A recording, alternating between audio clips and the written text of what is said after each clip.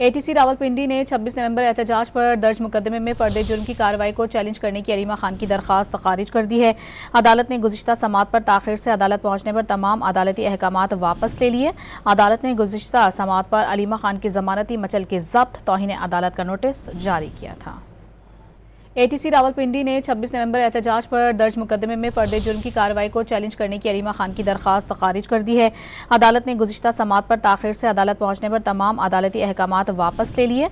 अदालत ने गुज़िश्ता समात पर अलीमा खान की ज़मानती मचल के ज़ब्त तौहीन अदालत का नोटिस जारी किया था। एटीसी रावलपिंडी ने 26 नवंबर एहतजाज पर दर्ज मुकदमे में फर्द जुर्म की कार्रवाई को चैलेंज करने की अलीमा खान की दरखास्त खारिज कर दी है।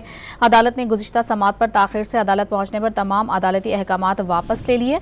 अदालत ने गुज़िश्ता समात पर अलीमा खान की ज़मानती मचल के ज़ब्त तौहीन अदालत का नोटिस जारी किया था।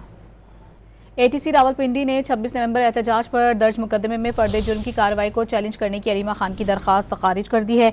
अदालत ने गुज़िश्ता समात पर ताख़ीर से अदालत पहुंचने पर तमाम अदालती अहकामात वापस ले लिए।